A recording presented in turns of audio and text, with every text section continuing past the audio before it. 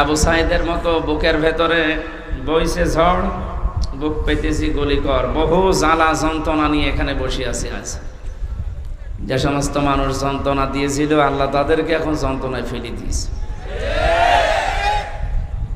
জালেমদের জন্য দোয়া করি না, কারণ জালেমদের জন্য দোয়া করা নিষেধ।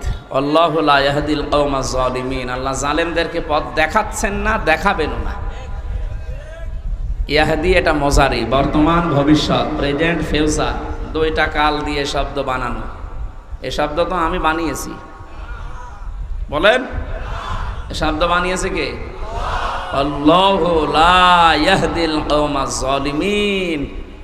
আল্লাহ বলেন আমি জালেমদেরকে পথ দেখাচ্ছি না, হেদায়েত দিচ্ছি না, দেবও না। এখন যদি আল্লাহ হেদায়েত দেয় জালেমদেরকে, এ কথা ঠিক থাকবে? বলেন। এই জন্য আল্লাহ দেবে না। ওনার কথা তো আবার ঠিক থাকা লাগবে। অনেকে আমাদের এই চাচা এরশাদের মতো, যে সকালে এক কথা বলেছে, বিকাল বলছে না আমি বলিনি, এরকম নাকি? আতাম্মাত কালিমাতু রাব্বিকা সিদকা ওয়া আদলা লা মুবাদদিলা লিকালিমাতিহি ওয়া হুয়াস সামিউল আলিম। আল্লাহ পাক জানিয়েছেন, হে নবী, আপনাকে যে কালাম আমি দিলাম, পুরা কোরআনের সব কথাগুলো সত্য কথা এবং ইনসাফ দিয়ে পরিপূর্ণ। 3 নম্বরে, কোরআনে যত কথা আমি দিয়েছি কিয়ামত পর্যন্ত এর কোনো রদ বদল নেই। সুবহানাল্লাহ বলতে পারেন না? উনি যখন বললেন যে আমি হেদায়েত দিচ্ছি না, জালেমদের দেব না, সুতরাং এই কথার কোনো রদ বদল। এই জন্য জালেম যারা, বড় আফসোস লাগে আপনার জন্যে। আপনার দুনিয়াও শেষ, আখিরাতও শেষ। দুনিয়া তো শেষ করে ফেলেছেন, আপনার আর কিচ্ছু নেই। যারা জুলুম অত্যাচার করেছিলেন, আপনার দুনিয়া শেষ, আপনি যাই করেন। আর আখিরাত শেষ কেন? কারণ আপনি আমার টার্গেট না, আপনি এখন আল্লাহর টার্গেট। ইন্নামাস সাবিলু আলাল্লাযিনা ইয়াজলিমুনান নাস, সূরা শুরার 42 নম্বর আয়াতের প্রথম অংশে আছে। আল্লাহ পাক বলেন, আমি নিজে জালেমদের বিরুদ্ধে অভিযোগ দায়ের করব, কেস করব, মামলা দেব। বলে জালেমের বিরুদ্ধে কিয়ামতে মামলা দেবে আব্দুল গফুর সাহেব। কে? আপনি ভাবতেছেন কত কঠিন কথা এটা? জালেমদের বিরুদ্ধে আজ এই দেশের কিছু মানুষ মামলা দিয়েছে, তাই ওদের অবস্থা যা দেখলাম। গত পরশুদিন আমার হাজিরা ছিল, আমার মামলা সব ঢিসমিস হয়ে গেছে আলহামদুলিল্লাহ। আমি বের হয়ে আসতেছিলাম আদালত থেকে, দেখছি আল্লাহর এক পাঁজি বান্দা, হাজি সেলিম না পাঁজি সেলিম, এর নামে হাজি লাগালে গুনাহ হবে। ওর যে চরিত্র এখন সব ফুটে উঠতেছে। এজলাসে দাঁড়িয়ে দেখলাম হাওমাও করে কাঁদতেছে, আর আশপাশে যারা দাঁড়িয়ে আছে, গালি তো 1 নাম্বার না, সব মানে 7 নাম্বার গালি দিচ্ছে। কি করলো বলেন তো এই লোকটা? জীবনটা শেষ করে দিল, দুনিয়াও শেষ, আর আখেরাতেও তো হাজার হাজার লক্ষ লক্ষ মানুষের মামলার আসামি হবে এবং আল্লাহ নিজে ওর নামে মামলা দেবে। এই জন্য এই জেলাতেও যারা জুলুম করেছিলেন, আমরা দেখলাম অনেকে লাথি খাচ্ছে। আপনাদের এই এলাকার মনে হয় না, একটু দূরের, যেখানে হয় হোক, লাথি খাচ্ছে যদি এখনই, তো চোখ বন্ধ করতে দেরি, ফেরেশতাদের লাথি খাবে। কারণ আলেমদের নাম যে লোক তেতুল হুজুর দিতে পারে, ওরে লাথি না অন্য জায়গায় কিছু দেওয়া দরকার। এত বড় শয়তানকে আল্লাহ যে এই জেলায় দিয়েছিল, আল্লাহ কি যে করেছে, আর জেলা পাইনি। ওর জন্য সারা দেশে যে আমার মুখ ছোট হয়ে যায়। না, আপনি ওই জেলার লোক, কি করো? তারপরেও বলি, ভাই আমার বাড়ি কুষ্টিয়া সদর থানায়, ওই থানায় না, জেলা তো একটু ঝামেলায় আছে। আল্লাহ যেন এই সমস্ত মানুষদেরকে আর আমাদের সামনে নিয়ে না আসি। এগুলো সমাজের জন্য, দেশের জন্য, জেলার জন্য ক্যান্সার। এই জন্য আমরা এবাদতে লিপ্ত হচ্ছি, এবাদত করার মতো করবো ইনশাআল্লাহ। বাংলাদেশের ঐতিহ্যবাহী জেলা, আমার প্রাণ প্রিয় জেলা কুষ্টিয়া, নামটা শুনলে আমার অন্তর ভরে যায়। মেরপুর থানার অন্তর্গত তালবাড়িয়া হাই স্কুল ময়দানে, এটা হাই স্কুল, যুব সমাজের উদ্যোগে আয়োজিত, এলাকায় যারা ইন্তেকাল করেছে, কবরে আছে, তাহির রুহের মাগফিরাত কামনায় মাহফিলের আয়োজন। এখানে দল মত নির্বিশেষে সবাই আমরা আছি, কারণ সবার আত্মীয় স্বজনই মাটির নিচে আছে। কথা বলেন। এই জন্য এটা নিছক রাজনৈতিক কোনো বিষয় মনে করে আপনি আবার চলে যেন না, কপালে আগুন লাগবে। হ্যাঁ, রাজনীতি যদি কোরআন দিয়ে আমি করি আপনাকে শোনা লাগবে, কোরআনের বাইরে যদি আমি কিছু বলি আপনি চলে যাবেন, কোনো অসুবিধা নেই। আগে যে ভয়টা দেখাতেন যে হুজুর রাজনীতি করবেন না, এখন এসে বলেন তো দেখি, আসেন। কয়েকদিন আগে বাংলাদেশের গোয়েন্দা বিভাগের যিনি প্রধান ডিজিএফআই এর প্রধান আমাকে মোবাইলে জানিয়েছে, হুজুর সারা দেশে কোরআনের কথা বলবেন, কোনো অনুমতি লাগবে না। প্রধান উপদেষ্টা ডক্টর মোহাম্মদ ইউনূস ঘোষণা দিয়েছে অন্যান্য ধর্মীয় অনুষ্ঠান যেভাবে চলে মুসলমানদের কোরআন প্রচার করতে কোনো অনুমতির প্রয়োজন নেই। যেই ফোর্সে আল্লাহ কোরআনে দিয়েছেন কথা, আপনি ওই ফোর্সে বলবেন, কিন্তু কমিটিতে যারা থাকে কর্তৃপক্ষকে বলবেন তারা যেন মেয়েদের প্যান্ডেলটা আলাদা রাখে, পুরুষের আনাগোনা সেখানে যেন না হয়। এখানে এরকম আছে তো? হ্যাঁ, ঠিক আছে, আলহামদুলিল্লাহ। তো ওনার ওই কথা তো আমরা মেনেই নিয়েছি। সুতরাং এখন আসেন, মাইক কেড়ে নেয় আলেমদের সামনে থেকে, এখন আসেন দেখি আপনার বুকের পাঁঠা কত। উনি আমাকে আর একটা তথ্য দিয়েছে যে আমি বললাম স্যার আপনি এতদিন ছিলেন কোথায়? বস আমি কয়েকদিন আগে দায়িত্ব পেয়েছি, আমি ছিলাম না, আমি এখন মুসলমান হিসাবে যা করা লাগে আমি করব। আপনারা কোরআন প্রচার করেন, কেউ যদি কোনো জেলায়, কোনো থানায়, কোনো ইউনিয়নে বাধা দেয়, শুধু তার নামটা আমারে দেবে, ওর ঠ্যাং ভেঙে ফেলবে। আমরা তো এইটাই চাচ্ছিলাম, যে দেশে কোরআন বিরোধী কোনো মানুষ যেন মাথা ছাড়া দিয়ে উঠতে না পারে।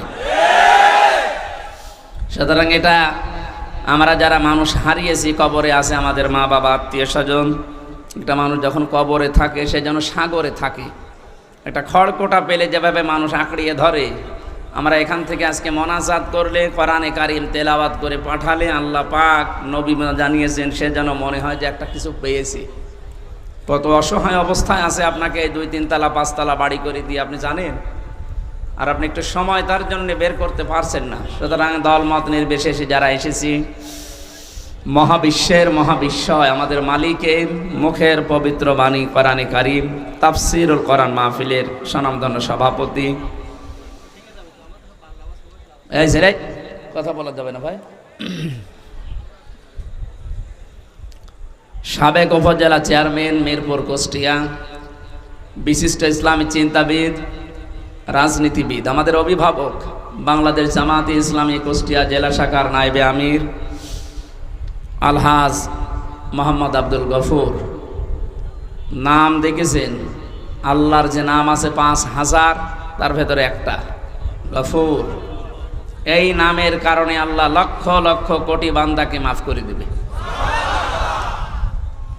গফুরের আগে আব্দুল লাগিয়েছেন, গফুরের বান্দা। এই জন্য যাদের নাম আল্লাহর নামের সাথে মিল করে রাখা, তাদেরকে এই গফুর বলে ডাকা যাবে না, আব্দুল গফুর বলা লাগবে, আব্দুল মান্নান বলা লাগবে, আব্দুল হান্নান বলা লাগবে। কথা বুঝতেছেন? অনেক সম্মানিত নাম, আল্লাহর নাম।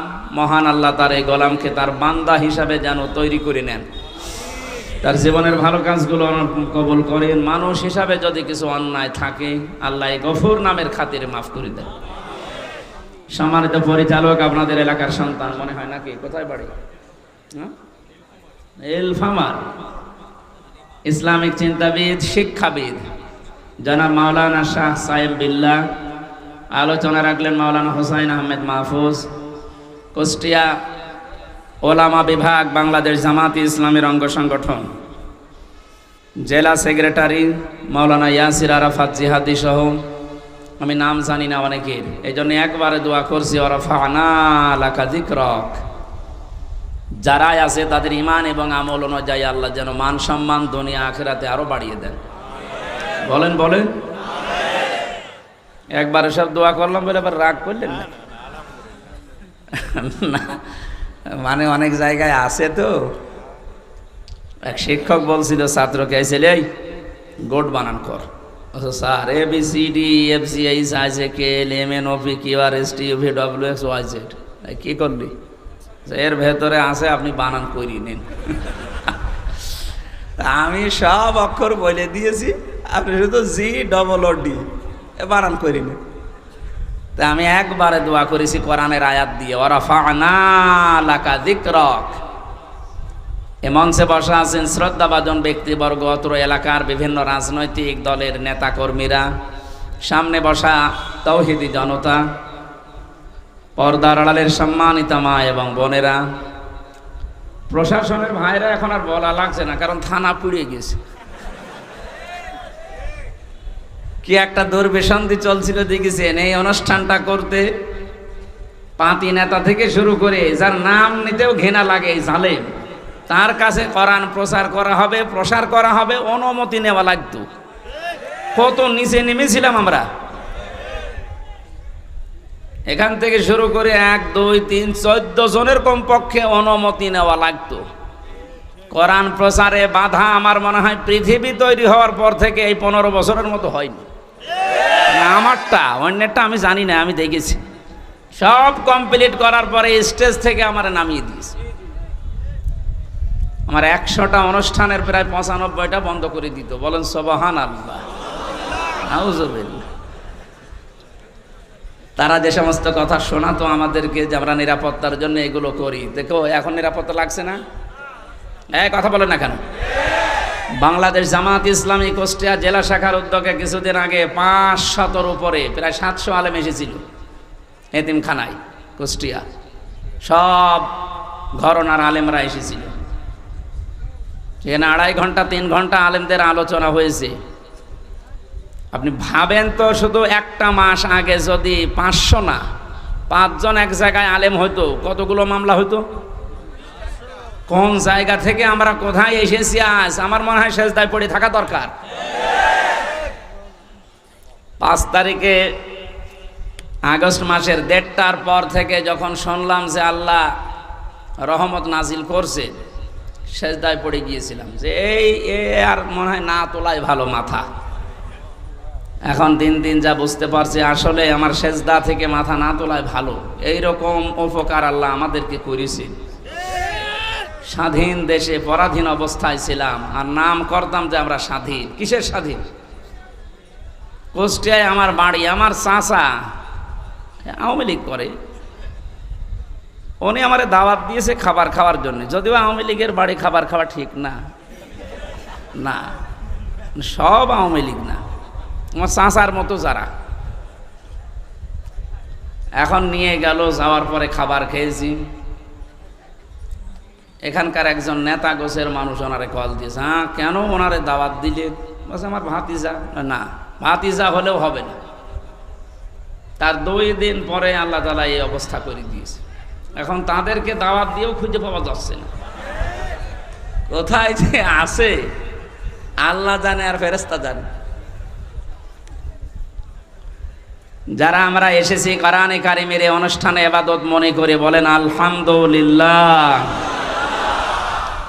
দরুদ আর সালাম পড়ছি আমাদের নবী মুহাম্মদুর রাসূলুল্লাহ সাল্লাল্লাহু আলাইহি ওয়াসাল্লামের প্রতি। আমি খুব কম সময় কথা বলবো, কারণ দিনের বেলা সিলাইদা ছিল, গলা ব্যথা করছে। ওদের মাইক এই রওশনের সাদের মতো মাইক, ও ছাতা যতই ধাক্কা দিয়ে হয় না, কারণ শেষ। আজকেরটা মনে হয় ঠিক আছে। এই মাইক কোথাকার? মেরপুরের। হ্যাঁ, এই মাইকটা আশপাশে অনুষ্ঠান হলে নেবেন, এটা ভালো আছে। আমি যেই কথাই বলবো এখন থেকে, পরের শব্দ থেকে একটা শিক্ষা নিয়ে তারপরে সামনে যাব ইনশাআল্লাহ। আল্লাহ রাব্বুল আলামিন বলেন, ইয়া আইয়ুহাল্লাযীনা আমানু আতিউল্লাহা ওয়া আতিউর রাসূলা ওয়া উলিল আমরি মিনকুম ইলা আখিরি আয়াত।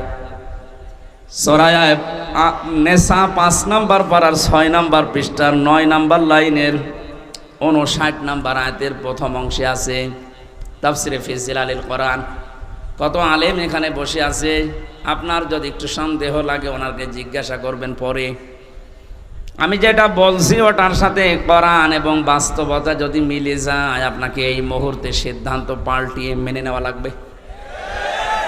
আপনি নিজে কোরআন পড়েন না, হামজা বলছে আপনি মানবেনও না। আপনি কি হয়েছেন? কি আপনি কি লাথি খাবেন? হ্যাঁ, আদালতে প্রবেশ করার সময় যে পুলিশের সামনে ওনারে লাথি দিয়েছিল, পুলিশকে বললাম ভাই আপনি দেখলেন না পোস্টিয়ার লোকের লাথি দিল আর আপনি দেখলেন? বলছে করবো কি, যে লোকটা লাথি দিয়ে বেরিয়ে গেল ওরে ধরতে পারলেন না? ধরবো কি করে, ওরে তো আমি ব্যবস্থা করে দিয়েছি, মার। কারণ জালেমদের বিপক্ষে শুধু মানুষ না, সৃষ্টি জগৎ সব এবং আল্লাহ নিজে। অনেকে মনে করে যে জালেমরা এত কিছু করে, কিছুই তো হয় না। আলা তাহসাবান্নাল্লাহা গাফিলান আম্মা ইয়ামালুজ জালিমুন।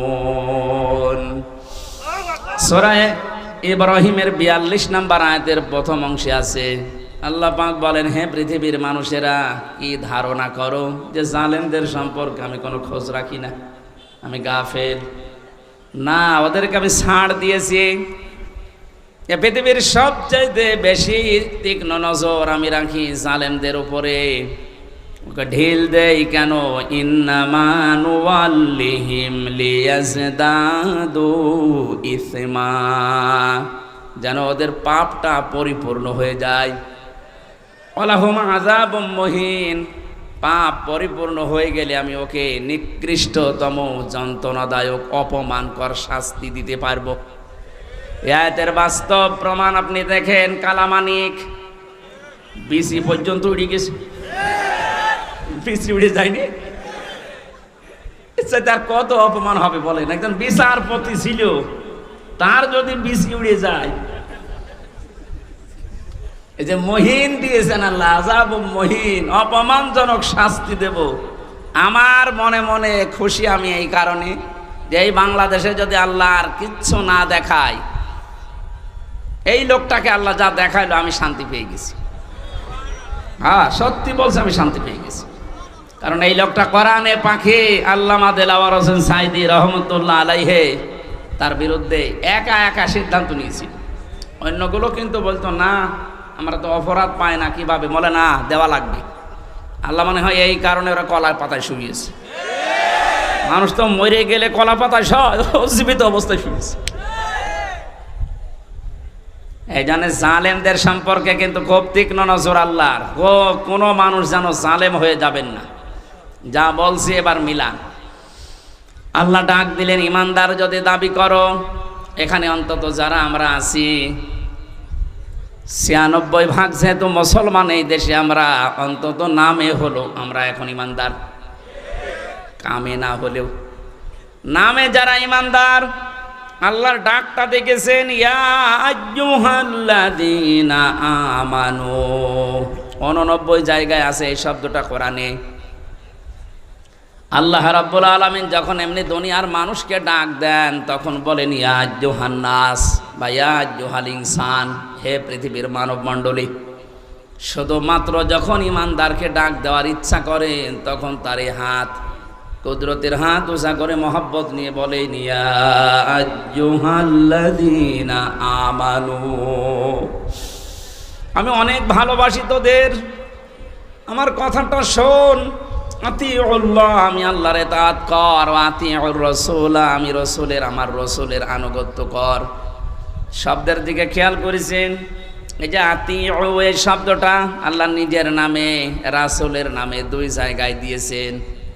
এটা ফেল, এটা ভার্ব, এটা ক্রিয়া। উলিল আমরি মিনকুমের আগে আল্লাহ আতিউ দেননি। আমি যত তাফসীর মিলিয়েছি, মুফাসসিরিনে কেরাম জানাতে চেয়েছেন, সবাই এক বাক্যে একভাবেই মত দিয়েছেন, আল্লাহ রাসূলের আনুগত্য করা লাগবে, কোনো প্রশ্ন করা যাবে না, আপনার বুঝে আসুক বা না আসুক। কিন্তু উলিল আমরি মিনকুম দেওয়ার আগে কেন আতিউ দিলেন না?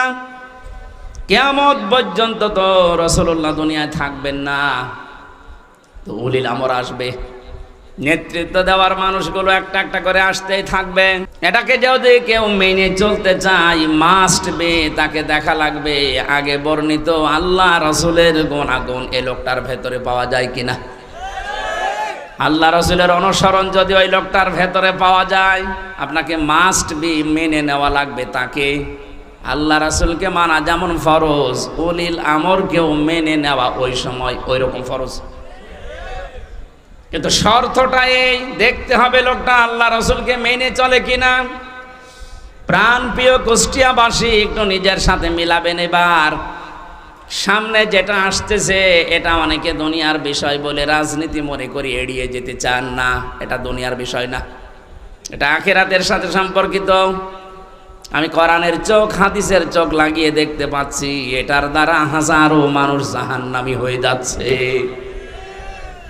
আজকে সেলাই দাতে আমি দ্বিতীয় পয়েন্টটা বলেছিলাম, কিয়ামতে আল্লাহ বিচার ব্যবস্থা যখন আরম্ভ করবেন, প্রথম ধাপ, দ্বিতীয় ধাপ।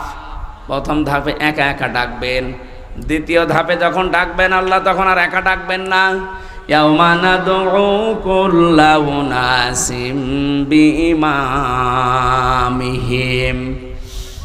সূরা বানী ইসরাঈলের ৭২ নম্বর আয়াতের প্রথম অংশে আছে, আল্লাহ বলেন কিয়ামতের ময়দানে প্রতিটি মানুষকে আমি ডাকবো তার ইমামের সাথে, তার নেতার সাথে। কার সাথে বলেন? বলেন। আগে নেতা, এরপরে কর্মী। কুষ্টিয়াবাসী, বিবেক যদি আপনার এখনো জাগ্রত থাকে, যদি কুকুরে প্রসাব করে না দেয়, ভালোভাবে চিন্তা করেন। আগে নেতা, এরপরে আপনি।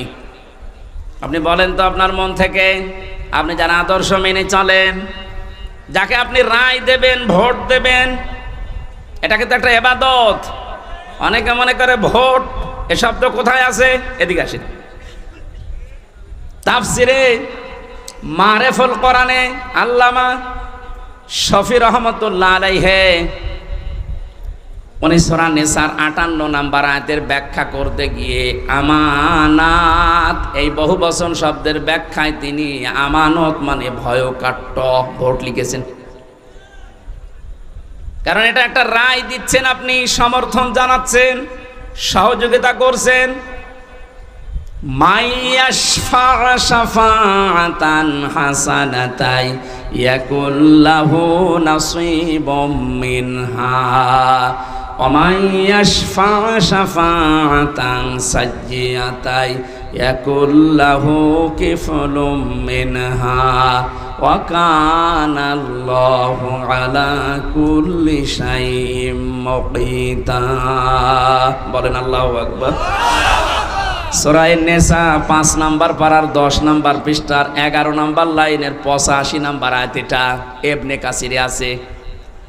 আল্লাহ পাক বলেন, যদি কেউ এই পৃথিবীতে ভালো কাজের সহযোগিতা করে, সাহায্য করে, রায় দেয়, সাপোর্ট করে, ভোট দেয়, ওই লোকটা ক্ষমতা পেয়ে যত ভালো কাজ করবে, আপনি শুধু একটা রায় দেওয়ার কারণে ওই সওয়াব পেতেই থাকবেন। কোন মানুষ যদি অন্যায় কাজে সাপোর্ট করে, অন্যায় কাজ করার দ্বারা যে গুনাহ হবে, আপনি শুধু একটা রায় দিয়েছিলেন, এই কারণে একই গুনার ভাগ হবে। এই আয়াতের ব্যাখ্যা করতে গিয়ে আমি দেখেছি মুফাসসির লিখেছেন, কিয়ামতে বহু মানুষ উঠবে, তার আমলনামায় জিনার গুনাহ লেখা থাকবে। ডাক দিয়ে বলবে, রব্বুল আলামিন, এটা ফেরেশতারা ভুল করেছে। কি হলো? আমি তো জীবনে জিনা করিনি, আমার জায়েজ স্ত্রী ছিল, সারা জীবন আমি বৈধভাবে সংসার করলাম, আর তোমার ফেরেশতারা লিখেছে আমি নাকি জিনা করিস। একটা কথা হলো, আল্লাহ পাক বলেন, বান্দা আমি জানি তুমি জিনা করনি। এমন লোককে রায় দিয়েছিলে যে লোকটা রায় পেয়ে সংসদে এই বিল পাস করেছিল। এরকম মানুষ এসে নেই? এমন মানুষকে রায় দিয়েছে, এই লোকটা রায় পাওয়ার পরে এমন এমন জায়গায় রাত কাটিয়েছে। আমি দেখতে পাই এই দেশে প্রায় ২৫০টার উপরে নাইট ক্লাব চলছে শুধু ঢাকাতে। কুষ্টিয়াতেও প্রায় ১৪টার উপরে চলছে। এ সমস্ত জায়গায় তো শুধু আল্লাহর জিকির হয়। নিজের জায়েজ স্ত্রী বাদ দিয়ে যারা এখানে হাজার হাজার লক্ষ লক্ষ টাকা খরচ করে এগুলো চালাচ্ছেন, তাদের চরিত্র কোথায় নেমেছে বলা লাগবে না, বুঝে ফেলেছেন।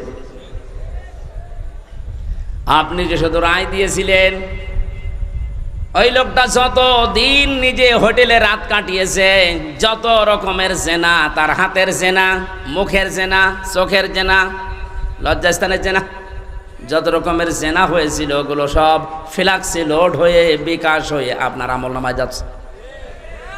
এখন যদি বলেন হুজুর আমার বিকাশ নাম্বার খোলা নেই, এমনি খুলে যাবে, খোলা লাগবে? ভোটার আইডি কার্ড দিয়ে ছবি দিয়ে তারপরে টিপসই দিয়ে বিকাশ করবেন, লাগবে না, এমনি খুলে যাবে। শুধু রায়টা দিয়ে দেখেন। আপনাকে আমি বলছি না যে অমকে দাঁড়িয়েছে তারে রায় দেন না, আপনি দেখবেন যে 5 জন দাঁড়িয়েছে ভোটে এর ভেতরে আল্লাহ রসুলকে মেনে চলে কোন লোকটা, আপনি তারে দেন। কারণ আপনার এই রায়টা রায় না, এটা একটা ইবাদত। এটা কি?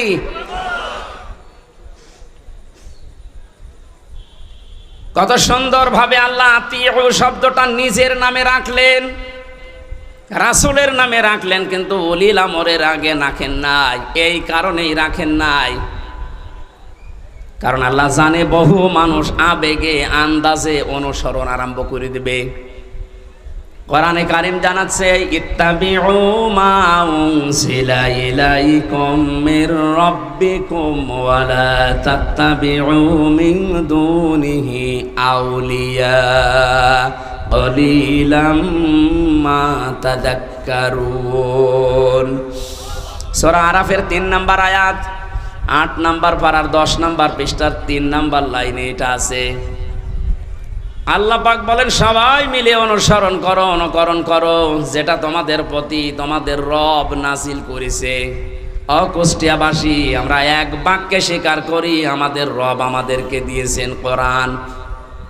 কথা বলেন না কেন? কোনো সন্দেহ আছে এর ভেতরে? তাহলে অনুসরণ করা লাগবে একা একা না, সবাই মিলে। ইত্তাবিউ বহুবচন, এই জন্যই তো আহ্বান জানাচ্ছি। নয়তো আমি একা একা মেনে যদি জান্নাতে যেতে পারতাম আপনাদের জীবনও ডাকতাম না। এই যে কোরআন শরীফ আমি হাতে নিয়ে বলছি, সত্যি যদি আল্লাহ এখানে 1 বচন দিত যে অনুসরণ কর তোরা জান্নাত দিয়ে দেব, আপনাদেরকে আমি জীবনও বলতাম না। কারণ আমার বাবার যা আছে আমার যা আছে আমি কিচ্ছু না করলে অন্তত মরণ পর্যন্ত আমার কেটে যাবে। তা আমি একা তো জান্নাতে যেতে পারছি না, আপনাকে আমার বাঁচানো লাগবে। কুল হাদিহি সাবিলি আদউ ইলাল্লাহ আলা বাসীরাতিন আনা ওয়া মানিত্তাবা'আনি ইলা আখিরি আয়াত। সূরা ইউসুফের 108 নম্বর আয়াতে আছে আল্লাহ পাক বলেন নবী আপনি বলেন এইটাই আমার পথ, এইটাই আমার। আমি মানুষকে আল্লাহর দিকে ডাকি, আন্দাজে ডাকি না, আমি বুঝে শুনে ডাকি। আলা বাসীরাতিন, দেখে দেখে ডাকি, কারণ এইটাই আমার কাজ। এবার একটা তথ্য বলছি হাদিস থেকে, বিশ্ব নবী জানিয়েছেন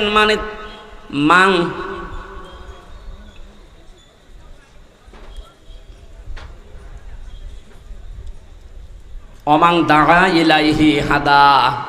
এখানে আরবি গ্রামার যারা বসে ওদেরকে জিজ্ঞাসা করেন, দাআ এক আলিফ টান আছে, অমাং দাআ ইলাইহি হাদা। কেউ যদি কোরআন দিয়ে মানুষকে ডাকে আল্লাহ নিজে তাকে হেদায়েতের উপরে রাখে। আমি এমনিতে ঝুঁকিপূর্ণ পথ বেছে নেইনি। 3টা বছর জেলখানায় থাকার পরে তো সিদ্ধান্ত নিতে পারতাম না যে যা করছে করুক গা, লা ইলাহা ইল্লাল্লাহ, পারতাম না। আমার বাবার যা আছে সত্যি কথা বলছে, আমি একা, আমার কিন্তু চলে যেত। কিন্তু এই রক্ত পিচ্ছিল পথে আমি বেছে নিয়েছি। আল্লাহ পাকের ঘোষণা যে আমি যদি হেদায়েতের উপরে থাকতে চাই, কোনো গাছতলায় বসে, আস্তানায় বসে, খানকায় বসে হেদায়েতের উপরে থাকা যাবে না। হেদায়েতের উপরে থাকতে হলে দাঁড়া আল্লাহর দিকে কোরআন দিয়ে মানুষকে ডাকা লাগবে।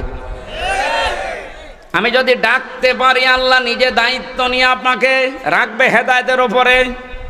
আর যাদেরকে আমি ডাক দেব তাদের অবস্থা কি? ফাকাদ হুদিয়া ইলা সিরাতিম মুস্তাকিম। এই যে আলেম যারা আছে, ফা দিলেন কেন এখানে? কদ দিলেও তো অর্থ হয়ে যেত, আবার কদ বাদ দিয়ে দিলেও অর্থ হয়ে যেত। ফা শব্দটা প্রায় 19টা অর্থে ব্যবহার হয় বালাগাত মান থেকে। এটা তার ক্লাস চলছে না মাদ্রাসার, যে আমি একেবারে ভেঙে ভেঙে বলবো। এতটুকু বলতে পারছি, আল্লাহ এত বড় কঠিন শব্দ নবীজিকে দিয়ে বলিয়েছেন, ফাকাদ হুদিয়া ইলা সিরাতিম মুস্তাকিম। কোরআনের ডাকে যদি সত্যিই কেউ বুঝে শুনে ছাড়া দিয়ে দেয়, আল্লাহ নিজে তাকে সিরাতে মুস্তাকিম নসিব করে দেয়। আমি আজকে ডাক দেব, আমি থাকতে চাই হেদায়েতের ওপরে, আর আমি আন্দাজে ডাকি না, আমি বুঝে শুনে ডাকি। আর আপনারা সাড়া দেবেন, আপনাদেরকে আল্লাহ জান্নাতের পথ দেখিয়ে দেবে। জান্নাতের পথ দেখানোর দায়িত্ব হামজার কার? বলেন বলেন। আল্লাহ যদি এতটুকু শেষ করে দিতেন, আলা বাসিরাতিন, না আনা ওয়ামানিত্তাবানি, এটা আমার কাজ, এবং আমাকে যারা অনুসরণ করে, আমার উম্মত বলে যারা দাবি করে, কিয়ামত পর্যন্ত তাদেরও আমি আল্লাহর দিকে মানুষকে ডাকা লাগবে। এজন্য শব্দটার দিকে খেয়াল করে আমি ডাকতেছি, ইত্তাবিউ, আমরা সবাই অনুসরণ করতে চাই। কোনো বাবার অনুসরণ না, কোনো পীর সাহেবের অনুসরণ না, কোনো দাদার অনুসরণ না, আমি অনুসরণ করব সবাই মিলে কোরআনের। আরো জোরে। আল্লাহ এতটুকু শেষ করলেন না, আরেকটু বাড়িয়েছেন, ওয়ালা তাত্তাবিউ, এই অনুসরণ করা যাবে না, মিন দুনিহি আউলিয়া, ওলির বহু বচন আউলিয়া। এ দুনিয়ায় কোনো ওলি আল্লাহর অনুসরণ করার দরকার নেই। এই শব্দটা শোনার পরে মনে হচ্ছে আল্লাহ তার ওলিদের বিরুদ্ধে। না মানে বাংলা অর্থ করেন তো দেখি, করেন। ওয়ালা তাত্তাবিউ মিন দুনিহি আউলিয়া, কোনো ওলির অনুসরণ দরকার নেই।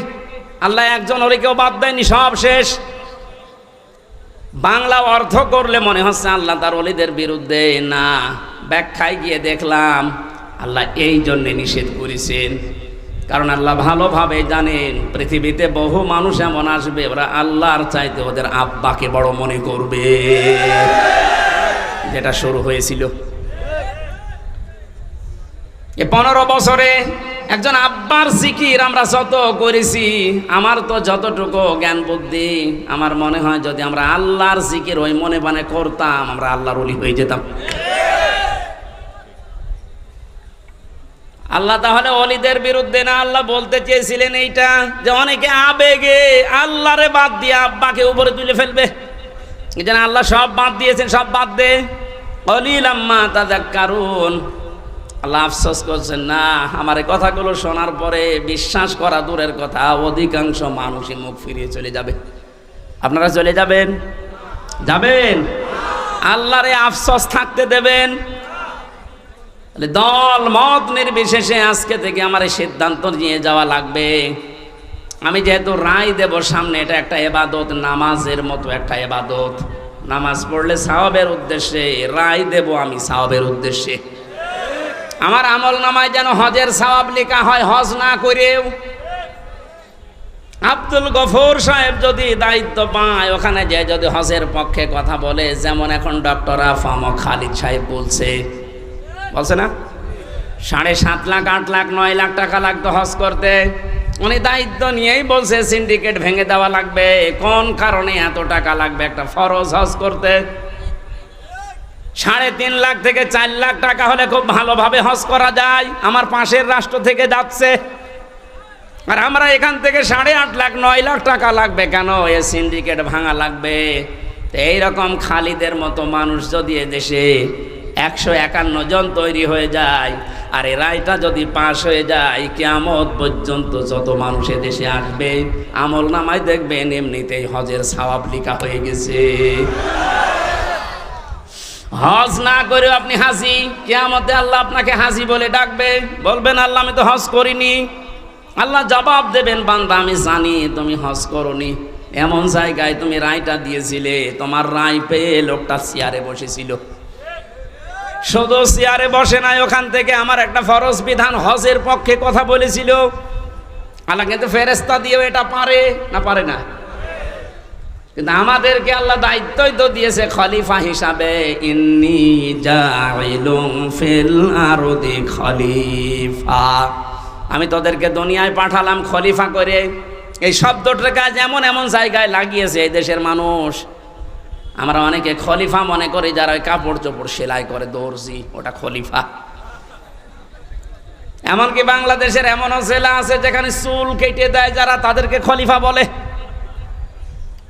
এমনও জায়গায় এদেশে আছে যারা ওই যে ছোট ঠ্যাং কেটে দেয়,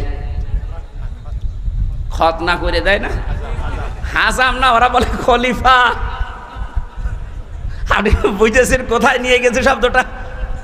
অথচ খলিফা শব্দটা আল্লাহ নির্বাচিত করে পাঠিয়েছেন। ইন্নি অবশ্যই আমি জাইলুন ফিল আরদি খলিফা, আমি জমিনে খলিফা পাঠাবো। কোন জায়গায়? এই জবাব দেবেন, কোন জায়গায়?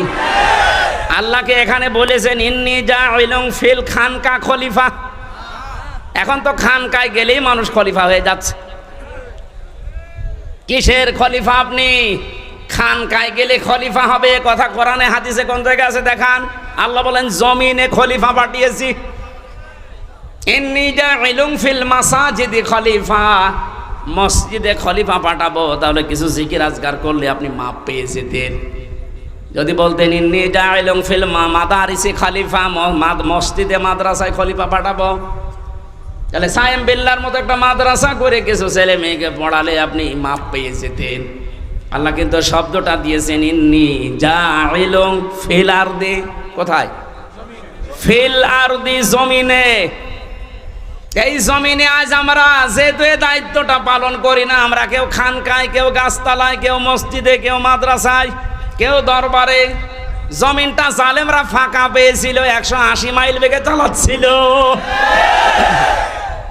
আমার কথার অর্থ যদি না বোঝার ভান করে থাকেন, এদিকে আসেন, আসেন, ঝড়ে কোদাল দিয়ে বোঝাচ্ছে।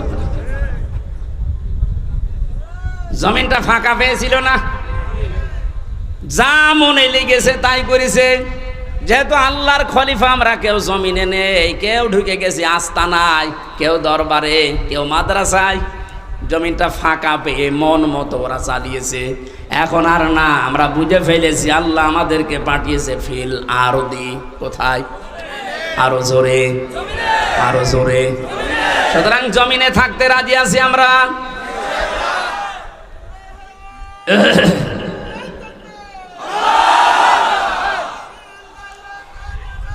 আলহামদুলিল্লাহ।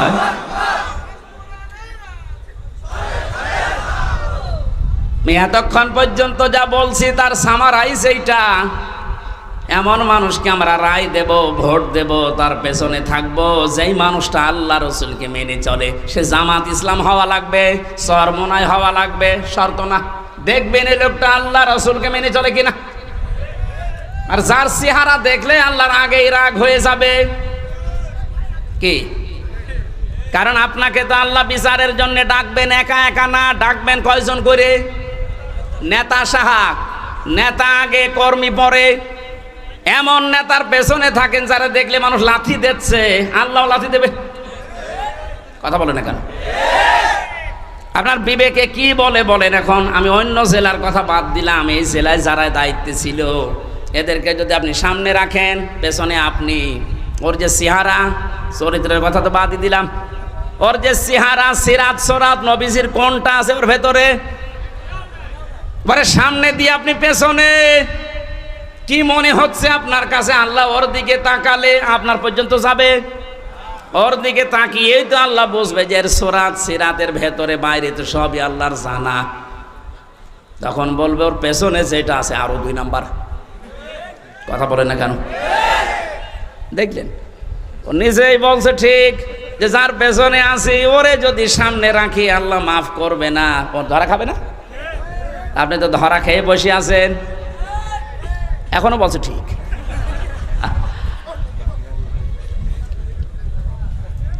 আশা করছে আপনার বিবেক খুলবে। এরপরও যদি কেউ ফিরে না আসে, আমার মনে হয় ওর বিবেকের ওপরে তালা লাগানো আর কুকুরে পেশাব করে জং ধরে গেছে। আল্লাহ আমাদের হেফাজত করুন, আমিন। আমি এত নিচু কথা বলতাম না, এই উদাহরণটা দিলাম আপনাদের জন্য, আপনার বিবেকের তালা যেন খুলে যায়। আমরা কোরআনে কারিম থেকে সূরা তাওবার 119 নাম্বার একটা মাত্র আয়াত পড়েছি। আমি ব্যাখ্যা করতে পারিনি ওখানে, এই জন্য বলেছিলাম যে এখানে ব্যাখ্যাটা যতটুকু পারি করব। এই শব্দটা নিয়ে বিশেষ করে এ বাংলাদেশ, ভারত আর পাকিস্তানে আমি বহু জায়গায় গেলাম, দেখলাম ভেজাল চলছে। বিশেষ করে এই আয়াতটা নিয়ে সমস্যা বেশি। আয়াতের সমস্যা না, ব্যাখ্যা করতে গিয়ে যে যেই দিকে আছে ওই দিকে টেনে টেনে কথা বলে। আমরা ওই রকম করবো না। আমরা দেখবো আল্লাহ কি বলেছে, রাসূল কি করেছে, আয়াতের ব্যাখ্যা, সাহাবায়ে কেরাম কি ব্যাখ্যা দিয়েছি। আমি যেহেতু এগুলো পড়েছি এই জন্য আমি ডেলিভারি দিচ্ছি, শোনেন। আল্লাহ পাক জানিয়েছেন, ইয়া আইয়ুহাল্লাযীনা আমানুত্তাকুল্লাহা ওয়া কুনু মা'আস সাদিকিন। ও হে যারা ঈমানের দাবি করো, আমি আল্লাহকে ভয় করো, এই দুনিয়াতে যারা সত্যবাদী তাদের সঙ্গী সাথী হয়ে যাও, তাদের সাথে থাকো। তিনটা বিষয় এই আয়াতের ভেতরে আমরা পেয়েছি। এক নম্বরে আল্লাহর ডাক ছিল ঈমানদারকে। কাকে? প্রশ্ন আসতে পারে, আমি তো ঈমানদার আছি না। মুসলমানের ঘরে আসলেই তার ঈমানদার বলবেন হবে না, দেখতে হবে আপনার ঈমান আছে কিনা। কোরআনে কারিমে আল্লাহ যতবার ঈমানের কথা জানিয়েছেন আমি প্রত্যেকবার দেখেছি। তোমরা যারা ঈমান পেয়েছো তারা শোনো, এ কথা নেই। আল্লাহ বলেছেন তোমরা যারা ঈমান এনেছো তারা শোনো। আমরা কি ঈমান এনেছি না পেয়েছি? হ্যাঁ, না না না, আমরা তো পেয়েছি। আমরা ঈমান আনতে পারি না এখনো। ঈমান এনেছিল হযরতে বেলাল, ঈমান এনেছিল হযরত খাব্বাব। তাকান তাদের জীবনের দিকে, ঈমান আনার কারণে কি গেছে তাদের উপর দিয়ে। হযরতে সুমাইয়া ঈমান এনেছিল তারা, আর আমরা ঈমান পেয়েছি। আমরা ঈমান কি করেছি? এই জন্য আমাদের ঈমান আনতে হবে। আমি খুব অল্প কথাই বলছি, আপনার ঈমান এবার আপনি আনলেন। মনে করেন লা ইলাহা ইল্লাল্লাহু মুহাম্মাদুর রাসূলুল্লাহ। ঈমান এনেছেন। ঈমান আনার পরে ঈমান আছে কিনা নাকি চলে গেল? প্রশ্ন আসতে পারে, ঈমান চলে যায় কি করে? হাদিস, নবীজিকে প্রশ্ন করছে এক সাহাবী, হে নবী আমার ঈমান আছে, এটা আমি টের পাবো কি করে? বিশ্বনবী বলেন, ইদা সাররাতকা হাসানাতুকা ওয়া সাআতকা সাজ্জিয়াতুকা ফাআনতা মুমিন। যখন তোমার ভালো কাজগুলো তোমাকে আনন্দ দেবে, আর অন্যায় কাজ করলেই তোমার কষ্ট লাগবে, তখন বুঝবে যে তোমার ঈমান আছে। ও বাংলার মুসলমানেরা, এ দেশে ভালো কাজ সবার কাছে ভালো লাগে না। অন্যায় কাজ সবার কাছে অন্যায় লাগে, কষ্ট লাগে না, লাগে না। এই থিওরিটা মনে রাখেন, যাদের ভালো কাজ ভালো লাগে, অন্যায় কাজ যাদের কাছে কষ্ট দেয় না, এই মানুষগুলো ঈমান নেই। ও যত বড় জুব্বা গায়ে দিক না কেন। এই যে কোরআনে কারিম প্রচার করা, এটা ভালো কাজ না মন্দ কাজ? এই ভালো কাজেও সবাই কি খুশি? না না, সবাই খুশি না। যারা এই ভালো কাজে খুশি হয়েছেন, আপনি মনে মনে ভাবতে পারেন যে আপনি অন্তত আর যাই থাক, আপনার ঈমান আছে। আরে ভালো কাজ দেখার পরে যদি কারো ভালো না লাগে আর কষ্ট লাগে, সে নামাজ পড়তে পারে, রোজা রাখতে পারে, জুব্বা গায়ে দিতে পারে, ওর ঈমান নেই, ওইটা বেঈমান। এটা আমাদের ঈমান আছে কিনা আর কারো কাছে জিজ্ঞাসা করা লাগবে না, আপনি নিজে এখন যথেষ্ট। ইত্তাকুল্লাহ, আমি আল্লাহকে ভয় করো। আল্লাহর ভয়, এই শব্দের যতগুলো ব্যাখ্যা আমি পড়েছি, উত্তম ব্যাখ্যা হচ্ছে যেখানে যেই দায়িত্ব যে পাবে, ওই বিষয়ের উপরে জ্ঞান অর্জন করার মাধ্যমে প্রশিক্ষণ নিয়ে ওই কাজটা পরিপূর্ণ করার নাম, আঞ্জাম দেওয়ার নাম তাকওয়া। এই সমস্যা কি? ভেজা বলে কষ্ট হচ্ছে? বৃষ্টি পড়ছে। এখানে তো 9টা ব্যাখ্যা ছিল তাকওয়া শব্দের, বৃষ্টি তো সমস্যা হয়ে যাবে দেখছি। অকুনু মা'আস সাদিকিন। ঈমান আনলে এখানে 9টা পয়েন্ট পেয়েছিলাম আমরা। কোনো মানুষ যদি ঈমান আনার পরে তাকওয়া অবলম্বন করে, মহান আল্লাহ তাকে দুনিয়ায় 9টা, আখিরাতে 27টা উপকার করবেন বলে কোরআনে ঘোষণা দিয়েছেন। বলেন সুবহানাল্লাহ। তাকওয়ার যে ব্যাখ্যা এতদিন পর্যন্ত শুনেছি, যে আল্লাহর ভয় এটা কি, আসলে তাকওয়ার আসল ব্যাখ্যা এখন আমার কাছে এইটা মনে হচ্ছে, যতগুলো আছে হ্যাঁ আছে, আমার কাছে এইটা মনে হয় যে যেখানে যেই কাজ করবে ওই কাজের প্রশিক্ষণ নিয়ে, শিক্ষা নিয়ে, প্রশিক্ষণ এবং শিক্ষা দুইটাই থাকা লাগবে ওই কাজের উপরে। এরপরে ওই কাজটা সুচারুরূপে যে আঞ্জাম দিতে পারে, এই লোকটা তাকওয়াবান। বাংলাদেশ আজ এইটা ছিল না। কারণ তাকওয়া যদি কেউ অবলম্বন করে ঈমান আনার পরে, আসমান জমিনের যত বরকতের দরজা সব আল্লাহর খুলে দেওয়ার কথা ছিল কোরআনে। আমরা দেখতে পেলাম আর বরকতের দরজাগুলো সব বন্ধ হয়ে যাচ্ছে আস্তে আস্তে। একটাই কারণ, আমরা তাকওয়া অর্জন করতে পারি নাই ঈমান অনুযায়ী। যেখানে যেই লোকটা উপযুক্ত তাকে সেই জায়গায় না দিয়ে এমন লোককে সে চেয়ারে বসিয়েছে, চেয়ারের পর্যন্ত অপমান হয়। এই লোকটা সারা জীবন পড়েছে আইন নিয়ে, তারা আইনের পক্ষে না বসিয়ে আইনের চেয়ার না দিয়ে দিয়েছে কৃষির চেয়ার। সে কি বুঝবে বিষয়ে? তারও বিষয়ে লেখাপড়া নেই, শিক্ষা নেই, প্রশিক্ষণ নেই।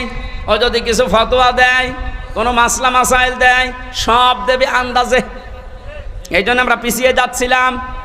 বাইরের দেশগুলোতে আমি যতটুকু ঘুরেছি, এই যে সিঙ্গাপুর, মালয়েশিয়া, থাইল্যান্ড, যতগুলো দেশ ঘুরে আসলাম, ওখানে দেখেছি ওরা আজ উন্নত হচ্ছে এই কারণে যে যেই বিষয়ে পারদর্শী তাকে ওই বিষয়ের উপর এগিয়ে দেয়। আপনার 4টা ছেলে আছে, এক একটা ছেলে এক এক লাইনে বসে ভালো, আপনি সেই লাইনে এগিয়ে দেন। একজন যদি ইঞ্জিনিয়ার এই বিষয়টা ভালো বোঝে, ওকে আপনি ওই লাইনে পড়ান। ওই লাইনের জ্ঞান অর্জন করে, যোগ্যতা নিয়ে, প্রশিক্ষণ নিয়ে ওই লাইনটাও উপকার করবে, পৃথিবীতে ফোকাস দেবে। অথচ পারে না ওই বিষয়ে, জোর করে তাকে ঠেলা দেবেন, কিছুদিন পরে এমন জায়গায় পড়বে আর খাদে থেকে উঠতে পারবে না। আমাদের দেশের সিস্টেমগুলো আজ পাল্টানো দরকার। যে যেই বিষয়ে পারদর্শী, ভালো বোঝে, এগিয়ে যেতে চায়, তাকে ওই দিকে এগিয়ে শিক্ষা দিয়ে, প্রশিক্ষণ দিয়ে ওই কাজটা সুচারুরূপে আঞ্জাম দেওয়ার সুযোগ করে দিন, দেশ দাঁড়িয়ে যাবে। এটা দিয়ে দেয়নি আমরা, এই কারণে দরবেশ, এই কারণে দরবেশ, এটা আমরা দিতে পারিনি। ওর যে সুরাত আর সিরাত পুরাটাই পাল্টিয়ে গেছে। আমার মনে হয় আজরাইল ফেরেশতা ওরে চিন্তা পারতো না। হ্যাঁ, ওর যে অবস্থা, দরবেশ থেকে ধরবেশের যে অবস্থা একেবারে নম হয়েছিল, প্রশাসন পর্যন্ত চিনতে পারে নাই। চিনবে কে? ফেরেশতা আজরাইল এসে যদি বলে, ভাই তুমি কে, তুমি কি আসলে সে দরবেশ? বলে যদি না, আমি এ নৌকার মাঝি, তারপরে ছেড়ে দিলাম। আমার ভাইরা, এই জন্য আমাদের তাকওয়া হচ্ছে না। তাকওয়া যারা অর্জন করেছিল ওই মানুষগুলোকে আল্লাহ দুনিয়াতে কি কি উপকার করেছিলেন। কোরআনে কারীম বলেছে, এই পৃথিবীতে কেউ যদি তাকওয়া অর্জন করতে পারে, পরে এমন জায়গা থেকে আল্লাহ তাকে সাহায্য পাঠাবে, লোকটার ধারণাও ছিল না যে এখান থেকে সাহায্য আসতে পারে। সত্যবাদী যারা, তাদের সাথে যেহেতু থাকার জন্য আল্লাহ নির্দেশ দিচ্ছেন, সত্যবাদী মনে করে আমরা মনে করি এই যে বিশাল চোব্বাসার গায়ে আছে, পাগড়ি মাথায় আছে, হাতে তসবি আছে, মসজিদ, মাদ্রাসা, খানকা ছাড়া কিচ্ছু বোঝে না, এই সত্যবাদী না। কোরআনে কারিমে আয়াতের ব্যাখ্যা আছে সূরা বাকারার 177 নম্বর আয়াতে আল্লাহ পাক জানিয়েছেন, কেউ যদি সত্যবাদী তার ইমানের দাবিতে হতে চায়, 10টা কাজ তাকে দুনিয়ায় আঞ্জাম দেওয়া লাগবে। বাংলাদেশ সহ পৃথিবীতে যারা এই 10টা কাজে আঞ্জাম দিচ্ছেন, এই মানুষগুলো তাদের ইমানের দাবিতে সত্যবাদী। আপনি তাদের সাথে থাকবেন, এ নির্দেশ হামজার। কার? আরো জোরে বলেন। এই নির্দেশটা আপনাকে মানা লাগবে আজকে। শুধু পূর্ব পশ্চিম দিকে মুখ ঘোরালে সওয়াব হয় নাকি? বৃষ্টি শুরু হয়ে গেছে। না না, কষ্ট হবে ভাই, ভিজে যাবে। এই কোরআন শরীফ নিয়ে যান, কোরআন শরীফটা নিয়ে ভালো জায়গায় রাখেন। সুবহানাল্লাহ, আলহামদুলিল্লাহ। আমার এই যে কয়েকদিন পরে, আজকে কয় তারিখ? 5 তারিখ। আর 4 দিন পরে এই যে 16 দাগ ভেড়ামারার ভেতরে, ভেড়ামারার 16 দাগ, ওখানে আমার মাহফিল আছে রাত 9টা থেকে 11টা পর্যন্ত। ওখানে যাবেন, আমি 9টায় থাকবো। এই যে ময়নুল ভাই আছে, উনিও থাকবেন। পরিবেশ এখন কি হবে বলতে পারছি না, কারণ এখন মাহফিলের সময় না। এই 14-15টা জেলায় যারা দায়িত্বে ছিল আমারে ঢুকতেই দেয়নি। এই জন্য ডেটগুলো সব আমি দিয়েছিলাম চট্টগ্রাম, সিলেট, ওই সমস্ত বিভাগে। এখন ওদেরকে বলে বলে নিয়ে আসা লাগছে, কারণ একজনকে দিয়ে দিলে আবার কাটা যায় আন্দাজে, তারা তো কষ্ট পাবে। এরপরেও চেষ্টা চালাচ্ছি। বৃষ্টি যখন শুরু হয়ে যাচ্ছে, ওই দিন আসেন, কথা বলবেন ইনশাআল্লাহ। আল্লাহুম্মা আমিন। লা ইলাহা ইল্লা আনতা সুবহানাকা ইন্নী কুনতু মিনাজ জালিমিন। ও মাবুদ, আমার প্রাণ প্রিয় ছেলে এই কুষ্টিয়ার মানুষগুলো কোরআনের জন্য যেমন পাগল হয়েছে, এদেরকে তুমি কোরআনের শাসন